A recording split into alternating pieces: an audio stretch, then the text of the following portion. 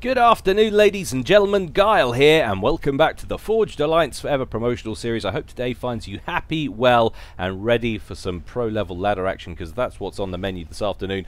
First of all, a couple of quick announcements as usual. First one being the next installment of King and Prince of Map Tourney kicks off tomorrow at 7:30 PM GMT +1, and that's going to go down on Seraphim Glaciers, and I hope more people sign up for it. Certainly in the King bracket, by the looks of things, at the time that I'm recording this video, there are only 3 sign-ups. That's Anaral, Gorton, and Yorick, and I don't blame you guys, because let's face it, Seraphim Glaciers was about the least popular map from the ladder pool that there's ever been.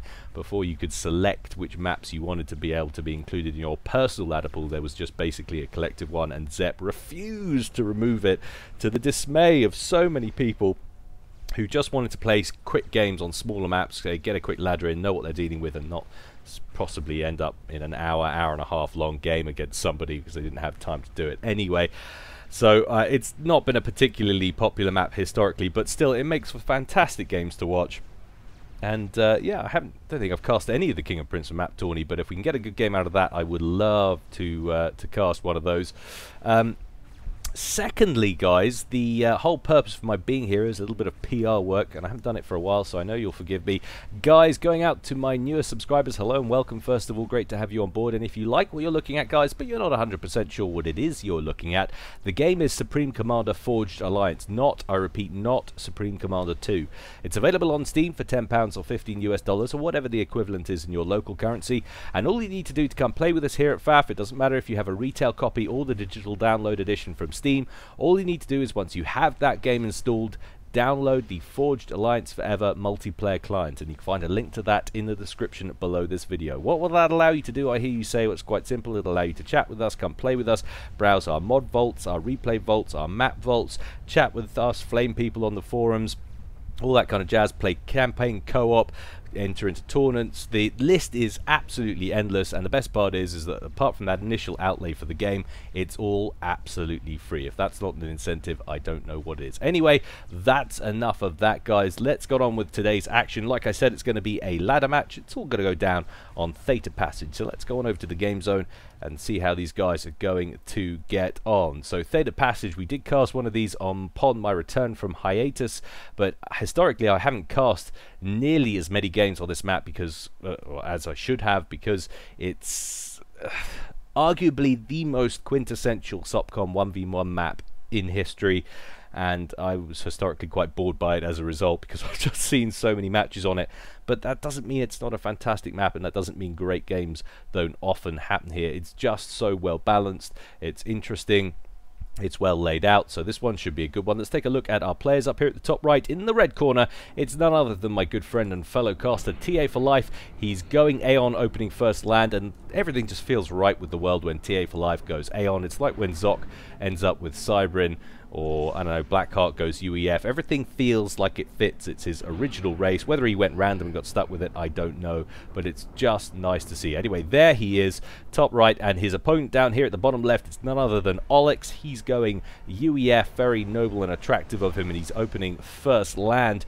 And interestingly about this, I can notice that there's a difference between the build orders of these two, the openings. You can see TA4Life here literally just plonks that land factory down next to the mass extractor, and then marches straight out here to get that other mechs, and then I'm imagining he's going to have to start on the hydro soon, whereas Aulex gets that extra P-gen in here.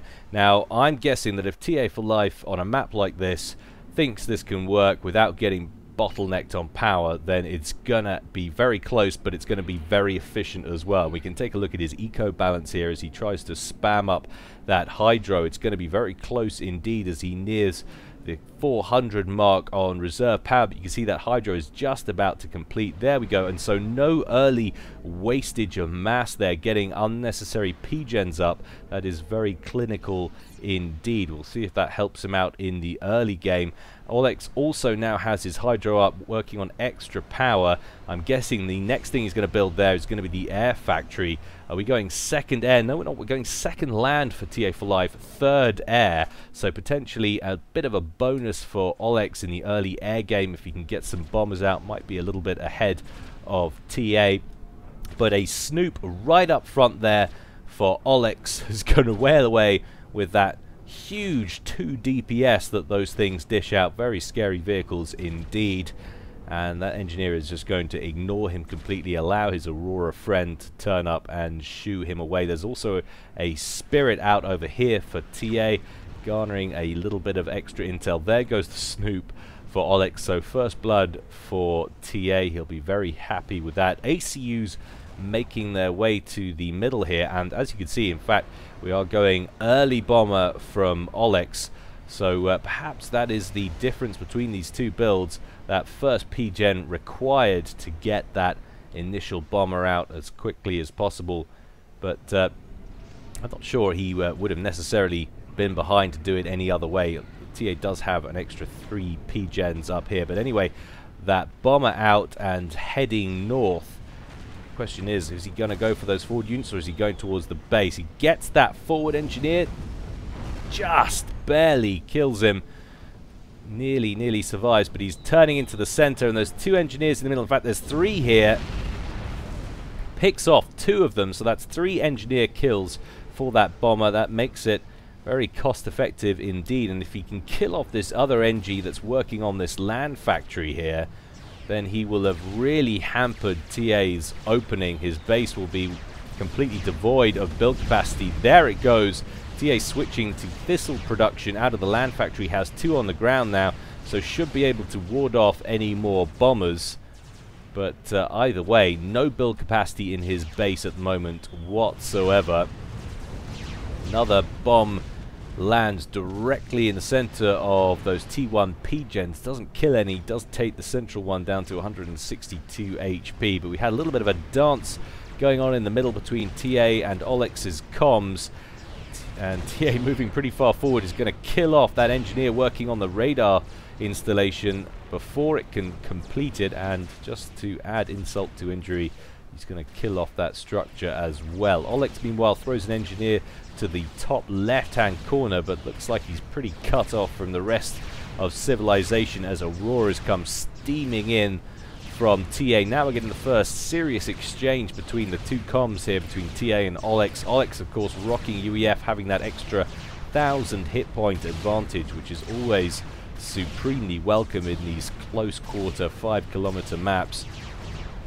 And TA going to back up out of there. Aulex not going to pursue. Wise decision. Plenty of ground forces in play, and also Aulex without overcharge capabilities yet, still no energy storage, still sitting on that maximum 4,000 power. Doesn't want to get embroiled in any comm action against serious numbers of T1. Down here at the Nook, sorry, not at the Nook, at the little canyon pass there, you can see TA4Life walling off, and it looks like that's very much going to be the same idea there for Aulex. He's queued up some wall sections, but he was trying to get a few strikers across first, and those 3 strikers are going to sit and wail on that central wall section. TA4Life, of course, not able to see that. He can see it's taking damage, but wall sections not giving you field of vision means that he's going to have to rely on the aircraft to see what's going on, how much firepower is challenging that bottom section. Of course, he's got nothing on the ground down here at the moment. That's why he's wheeling in a few Auroras, or hovering in, I should say, to protect those mexes at the bottom of the screen here. Meanwhile, a large conflagration of units for both of these parties could be going well for Aulex. Aulex, of course, with the benefit of going UEF, doesn't have to do as much. Micro can just click those units, send them in, and allow the extra HP to work in his favor. TA4Life needs to rely on Micro a little bit more, and well, that's just how it's done right there while we're looking at it. Quick Micro keeps alive, picks off not only that striker, but allows it to manage to kill that extra engineer as well. So very nice work from him, but that extra APM, especially on close quarter maps like this, makes Aeon ever so much more tiring to play, and it is why UEF is known for the newbie races. If you're wondering which race you should start as, guys, of course I'm very biased towards UEF in general, but that's basically because I'm a newbie and they take about the least amount of effort to play. So There is my tidbit for the future. Meanwhile, things going well at the bottom corner for TA. Aulex actually ceases construction of that PD. Knows he's not going to get it up in time, so why on earth bother to waste resources on it? Another mingle in the center of units. TA's got his ACU behind Aulex's strikers.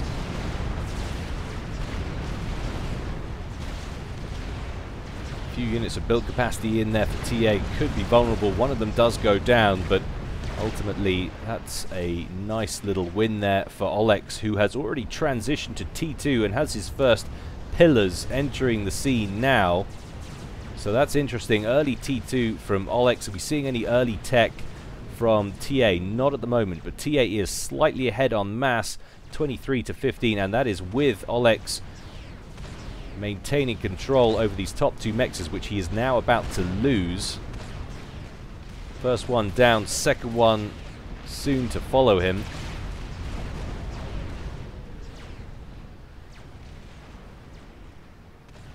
And that pillar sent south to deal with that recent incursion by TA. Another PD queued up at that bottom corner. Could we see some more units coming down through the aperture potentially? And we do now have T2 tech in play for TA as well. So TA not too far behind Aulex in the tech stakes. Engineers off the conveyor belt first, and now it looks like he's working on some obsidians.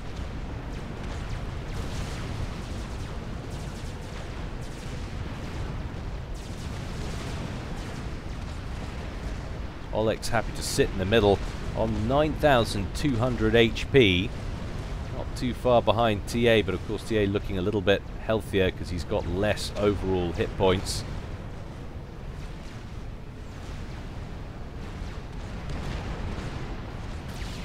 That forward T1 mech's in jeopardy. Nothing TA can do to keep it alive.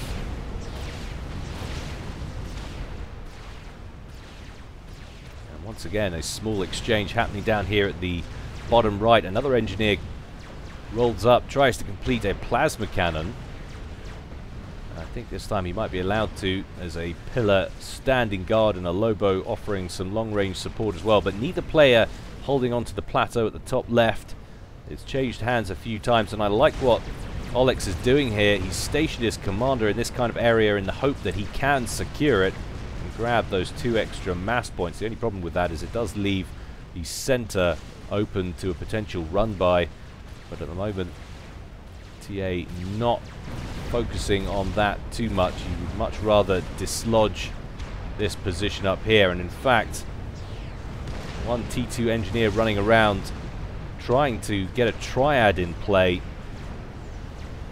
Vitally important for TA that he doesn't, but TA also has T2 engineers, or a T2 engineer back here working on an Oblivion turret. So both of these guys trying to get some T2 PD in place, giving them a an area of the map that they can shelter into if the amount of firepower gets too strong. Take a look at things from TA's point of view. And that was a nice little push there. Recognized the threat of the PD going down, wanted to stop it ASAP.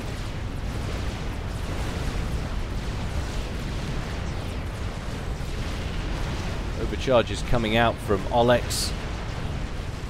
Once again, no discernible winner on the ground. Both players exchanging their units, but plateau for the moment in the hands of TA, who's actually now behind on eco. 17 to 22, but it is updating and changing regularly. Bottom mechs out of commission there, and one very heavily damaged pillar giving TA some trouble, but ultimately TA finds a way to pacify it in the end. Aulex still taking more fire. He's up to 44 kills on that ACU now. 8,500 hit points and counting, as opposed to the 8,200 there for TA. Another land factory under construction. 2 triads in the middle for Aulex. Another one started, but no build capacity on the moment, so that'll slowly be ticking down in health, as opposed to just the single Oblivion turret back here for TA. Let's take a look at the reclaim figures quickly. TA4Life has scooped 4,500 mass in this one so far. Aulex on 5,200, so a little bit more of an advantage there for our UEF player, but nothing too overwhelming. Look at the alpha strike off those obsidian turrets. Down go both the pillars, and TA manages to hold the area. A second oblivion turret online now up here at the top. Gives you pretty damn good coverage, and in fact more or less manages to seal off any possibility of engineers creeping their way up onto this plateau, unless he times it, of course, with another attack. And Aulex has managed to get that third triad online. But some even songs harassing those PD now. That forward one down to 1,650 HP from its maximum 2250.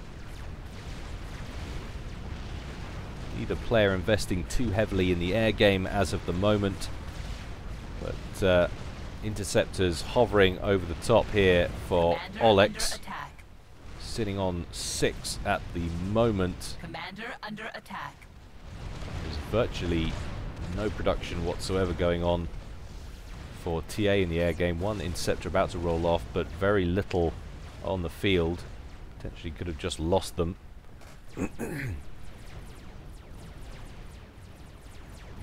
And this is another problem with getting your commander too embroiled in things up here. There's another gap here. It's not just the aperture down at the bottom. There's this central archway. It's very easy to miss units on a run-by, and two blazes make their way through, pick off 2 mexes, and there's now 2 more in jeopardy. TA4Life currently in the lead on mass, 23 to 15, and it's about to change again. So that is a really successful little run-by from those blazes. 4 mexes down. Aulex immediately gets an engineer out to replace them.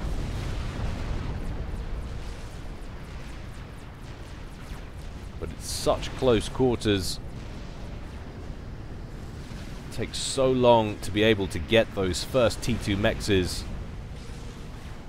17 minutes in, and it looks to me like TA has only just completed his second T2 mex. And yeah, it looks that way. How are we looking Commander under attack for Aulex?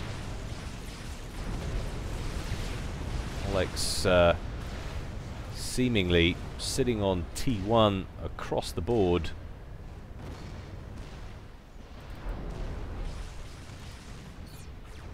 So TA slowly teching up his eco, but if he can hold off Aulex, should be in a pretty good position.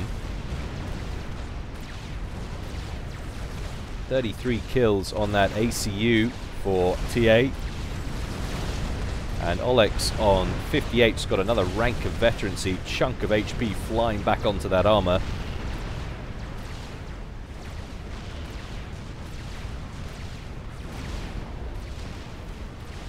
Flapjacks on the scene now for Aulex. Mobile missile launchers trying to deal with this PD that's springing up. The northern Oblivion turret was taken down by Aulex, but there's another one on the way. Aulex marching forward. TA needs to keep it alive, doesn't want to lose it. Aulex senses the danger, rolls up, overcharges it, takes down the T2 engineer as well, and now TA4Life is in retreat. There's a lot of pillars on his case, goes down into the red, below 3,000 hit points, still backtracking. He has got some support on the ground. He's got a couple of T2 tanks with him, and some decent overcharges keeps him alive. 2,400 HP, but that was very close indeed. And TA looking rather thin on the ground now. He's lost 3 T1 mexes down here thanks to these T2 tanks rolling in from Aulex. I think they must have come through the archway there. Bottom aperture still looks sealed. TA feeling like a counter push is on the cards. Takes down the central section. Not aware though that his obsidians are taking huge amounts of turret fire. But once again, the eco rebalances itself. TA4Life on 29, Aulex on 27. Very little between these guys.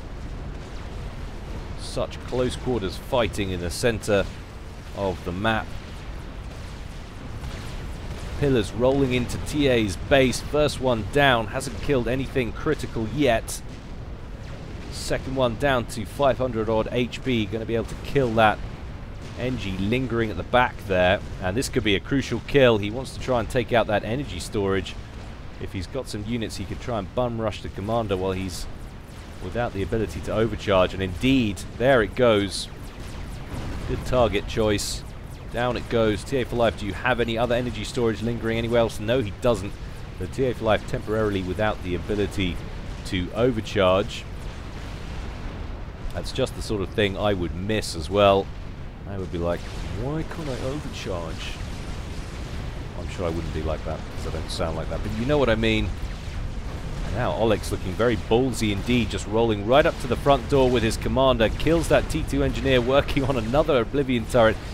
Looks like TA just can't get any defenses set up every time he tries. Aulex strolls in to destroy them.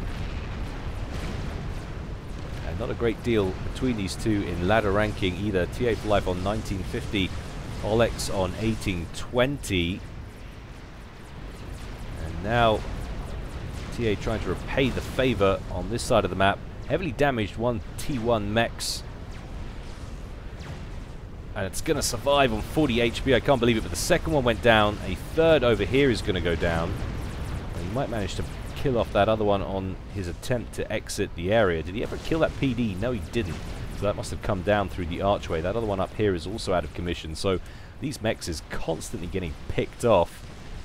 And now, importantly as well, Aulex in control of that plateau up top, and he has dislodged TA4Life from his position up here. We've now got PD going down for Aulex as well. So in terms of general map control, you get the feeling it's just starting to go Aulex's way, and his eco backs that up as well. 35 to 26 at the moment. Let's take a look at Reclaim. Nearly 10,000 banked for Aulex now. TA4Life though is ahead, 12,700.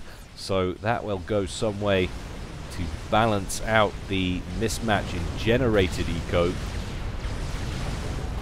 TA4Life sitting on 6,300 HP. Aulex, by contrast, considerably more healthy on 14.2 thousand HP. But another rank of veterancy restores a chunk to TA. He'll be feeling a lot better about that. He's got an eclectic mix of units here. Even songs. He's got fervors. He's got obsidians. He's got blazes. The question is, does he have enough hit points on his ACU to survive? Aulex now steaming towards TA4Life's comm once again. Does TA4Life have the ability to overcharge as he rebuilt his power storage? Yes, he has. He's just used it. And a rear guard Oblivion turret comes to save the day. Gives TA4Life a bit of security. In fact, another one thrown on there, but the moment it completes, a flapjack missile comes flying in and ruins his day. Aulex, though, running out of units, forced to back up to the center. So this is some pretty clutch defense from TA, who is down by about, well, 40% eco or thereabouts, 25 to 41. Not looking fantastic at the moment for TA. Down on map control. He's lost the ability to control this section of the map, constantly getting raided by pillars, and he's slowly getting chipped away at things up here. However, has managed to force Aulex back. He has managed to stay in the game. We are getting mongooses on the field now. It's been mostly pillars up until this point for Aulex, pillars and flapjacks. But that all-important volley from mongoose, that lovely ranged attack they've got with pretty good AoE, can be great at harassing bunched up collections of units.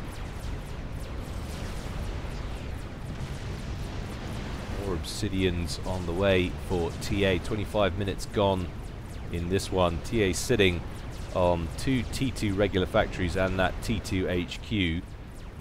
Aulex is also in a similar position, 2 T2s and a T2 HQ, which really illustrates just how finely matched and finely balanced this game is. Aulex getting an upgrade on his commander, and that's progressing nicely. Does he have a lot of stored mass? Well, he did have some.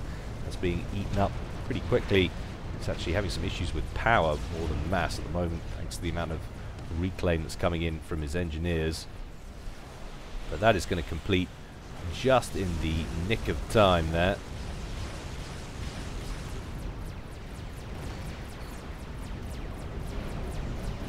What, if anything, does TA have on his commander?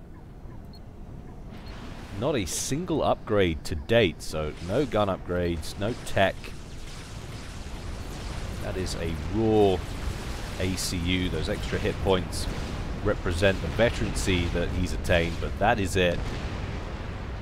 Now things looking very dodge indeed for TA. Heavy line of units for Aulex. He's trying to beat down those Oblivion turrets with flapjacks, but one rather nicely placed Volcano TMD is drawing those mobile missiles away just as they're about to connect with their target. TA is finally going to start an upgrade on his comm. Did have a decent bank of mass to draw upon. That all used up now.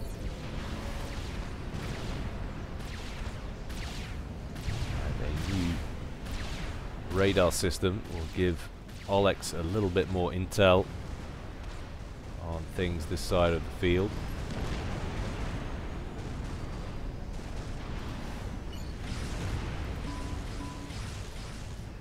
It's a pretty central installation.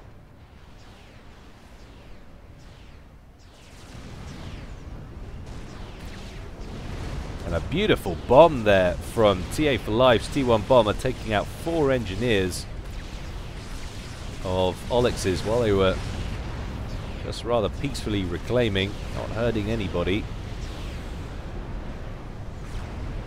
It was nice to see a little bit of civilian collateral damage. Big fan of that here at FAF.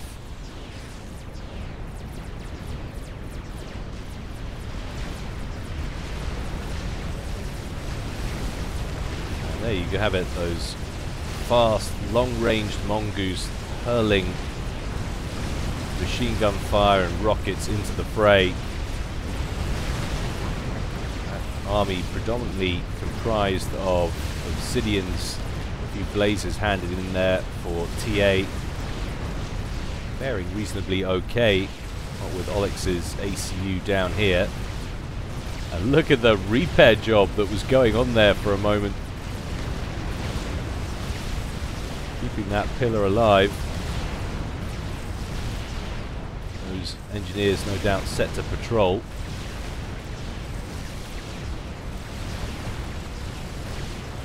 As we approach half an hour in this one, game still pretty finely balanced. Aulex in the lead still, 51-35.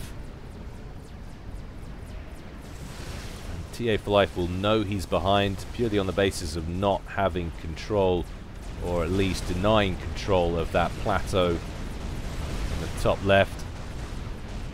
Nicely placed T1 PD, showing that hillside who's boss.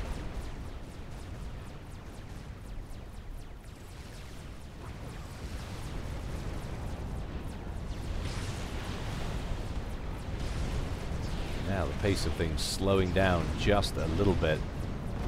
Oblivion turrets going up in the center. We attempted to throw one up down here just to make sure no more come through. An Oblivion turret and a T1. Not that TA could spare the mass for it right now. It's actually power he's hurting for the most.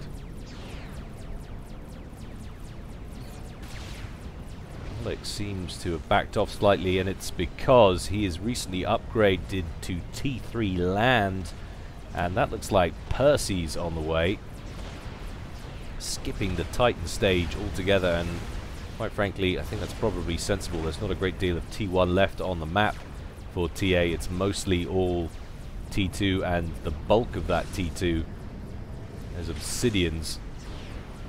So you want that high damage alpha strike that the Percival's give you, and that forward one reaching the archway there. Ah, nothing like seeing T3 emerge on the field. We're going to see a reactionary upgrade from TA. Well, not yet. That HQ still sitting happily at T2 for the moment. 32 minutes gone. That's a lot of mongoose up there at the top. Build capacity heading up to the plateau. Going to throw a walled up T1 PD on the entrance to that section of the map. Aulex coming forward, trying his luck at overcharging some of these obsidians, but Oblivion turret convinces him that's not a great place to stand, and that was the ranged gun upgrade we saw for TA. In fact, has he got both on there now? Commander under attack. So no, just the ranged upgrade, the enhanced quantum disruptor. Bit of a sniper bot going on.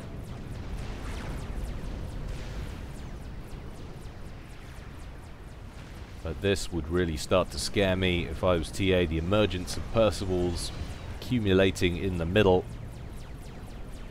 And still no upgrade to T3 from TA. Still behind on mass by 10 mass per tick or so. How's he been doing on Eco Reclaim? 23,500 for TA. Aulex on 15,000, so that's actually quite a big difference. 7,000 mass. That certainly illustrates how and why TA's managed to stay in this one.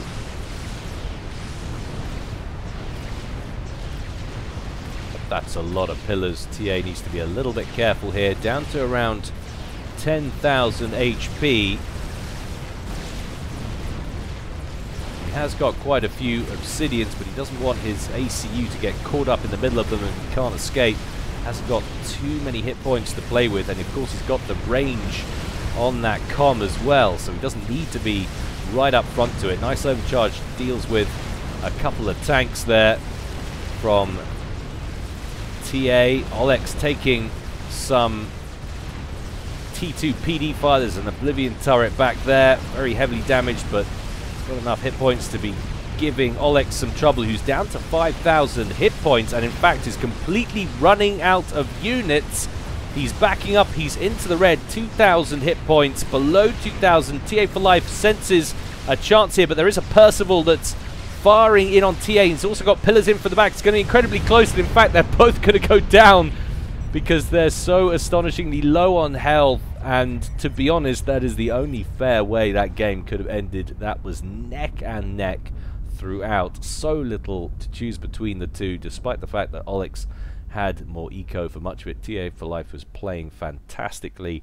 And yes, Aulex, I would agree with you. That was definitely Gyle worth. I like it. More casts like that, please, ladies and gentlemen, if you would be so kind. Well, I hope you enjoyed that. As always, more to come from me in the future, guys. But in the meantime, stay well and stay safe. This is Gyle, signing out.